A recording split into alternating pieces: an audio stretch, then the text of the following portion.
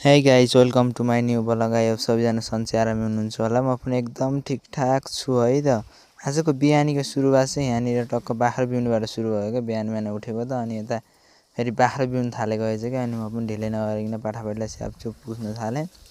झ्यापझुप लाएर पुछपाछ पारेँ होइन। अनि पछाडि ट्याक्क पुछपाछ मस्तसँग पुछे पछाडि मैले चाहिँ फेरि यता एक ठाउँ राखेँ कि। अनि दुध पनि खुवाउनु पर्ने थियो। बाख्रालाई तान्दै थिएँ यता म चाहिँ दुध खुवाउनको लागि भनेर। अनि बाख्रालाई चाहिँ यता खासी ख्याल गरेर देखाएँ त्यही पनि दुध चाहिँ राम्रोसँगै नै दियो है त।